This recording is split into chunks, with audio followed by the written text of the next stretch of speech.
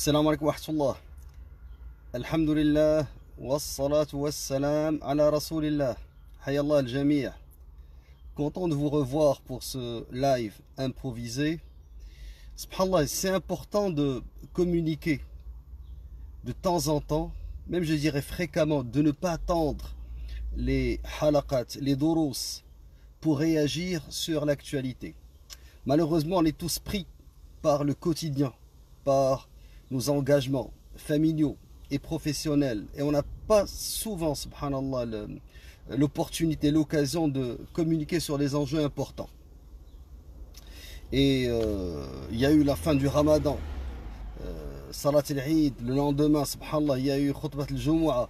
Alors, pour les gens impliqués dans les mosquées, c'est sûr que ça a été difficile de s'organiser rapidement pour mobiliser la communauté, pour venir en aide, subhanallah, à nos frères et sœurs en Palestine, à Al-Quds et en Gaza en particulier.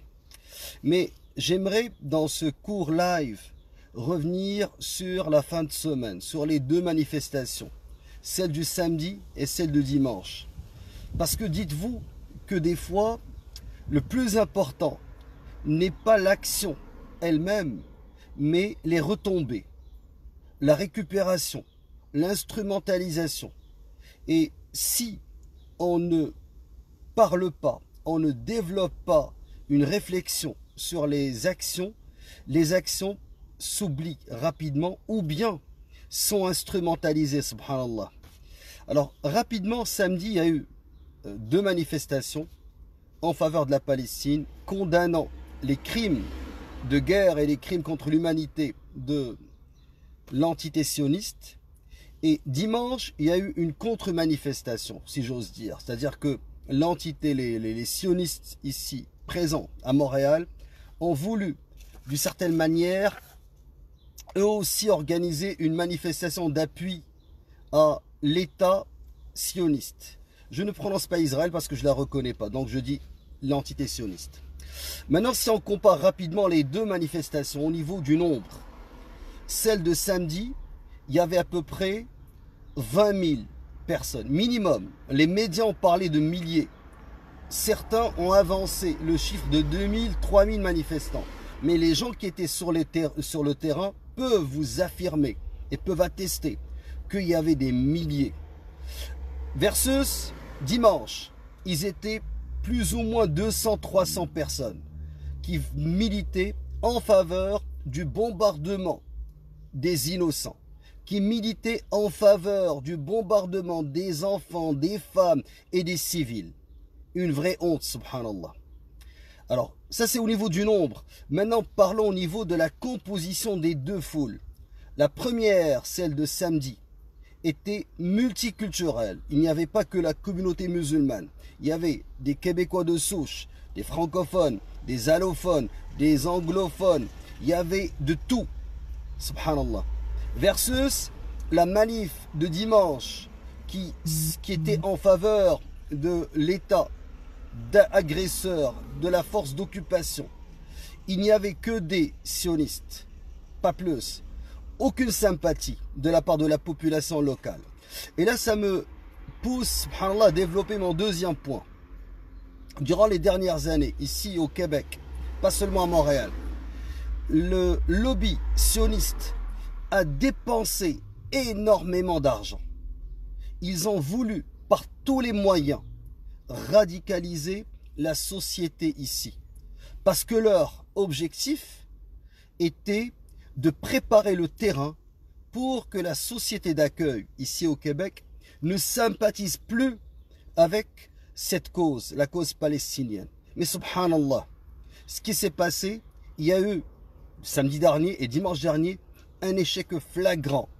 C'est que les gens sont sortis par milliers, et quand je dis les gens, le peuple ici, la population montréalaise, qu'elle soit musulmane ou autre, tout le monde est sorti en appui à l'injustice que vivent les Palestiniens. Et le lobby sioniste qui a dépensé beaucoup d'argent pour, d'une certaine manière, aider des organisations d'extrême droite comme Pegida, et allez-y sur Twitter et vous allez voir que ceux qui défendent Israël, ceux qui défendent l'agression contre les enfants, contre les femmes de Gaza, c'est Pegida Canada et des organismes, des organisations d'extrême droite qui normalement, dans un passé proche, étaient antisémites. Mais l'islamophobie a remplacé l'antisémitisme de ces organismes. Ces organisations d'extrême droite sont devenues islamophobes, xénophobes, racistes. Mais l'argent et l'infiltration du lobby sioniste en a fait des outils de sa propagande et de sa haine. Alors, subhanallah, قُلْ بِفَضْلِ اللَّهِ وَبِرَحْمَتِهِ فَبِذَلِكَ فَلْيَفْرَحُوا هُوَ خَيْرٌ مِّمَّا يَجْمَعُونَ. Alhamdulillah pour cet échec.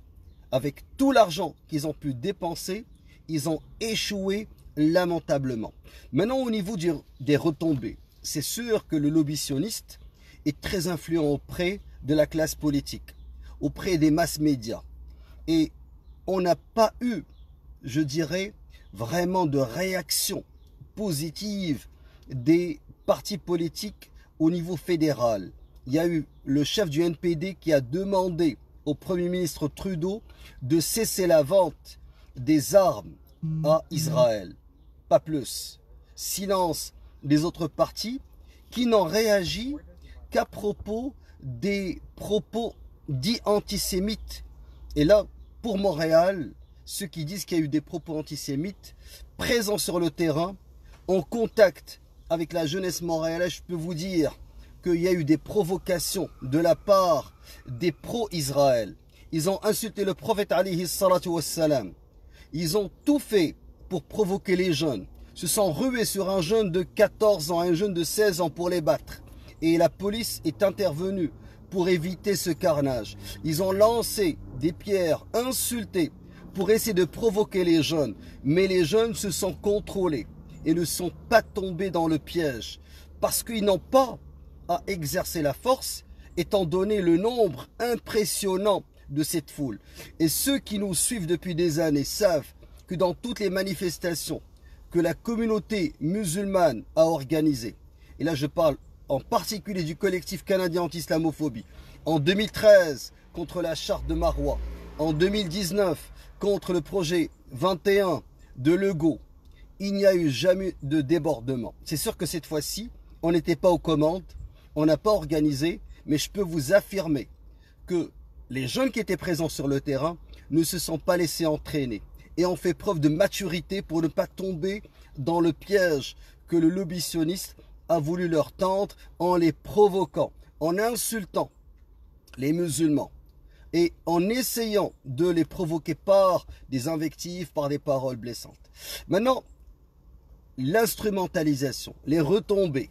Quand je dis l'instrumentalisation, c'est qu'ils ont organisé une manif le dimanche, puis ils ont commencé à pleurnicher comme d'habitude pour dire qu'ils ont été insultés, qu'ils ont été agressés, pour essayer de camoufler au niveau des masses médias, parce que généralement les médias écrivent lundi ce qui se passe pendant le week-end, et c'est là que c'est discuté. Alors au lieu de parler de l'agression contre Gaza, les médias parlaient des propos antisémites à Montréal et à Toronto.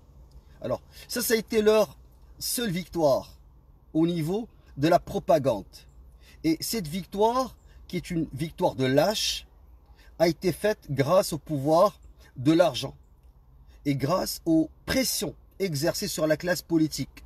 Alors, il faudrait que ici, à Montréal, au Québec, qu'on continue à mobiliser pour cette cause, qu'on continue à travailler avec nos partenaires sur le terrain, qui sont très nombreux, pour dénoncer ce qui se passe en Palestine, à Gaza. Ces crimes ne doivent pas demeurer impunis. Il faudrait mettre de la pression sur la classe politique pour que les ventes d'armes à Israël, à l'antisioniste, cessent, pour que la colonisation soit déclarée comme étant un crime, parce que n'oublions pas, qu'est-ce qui a provoqué tout ça? C'est la colonisation, c'est l'occupation, c'est ce qui a provoqué. Et ils ont été très forts au point d'amener le Canada à déclarer le Hamas comme une entité terroriste.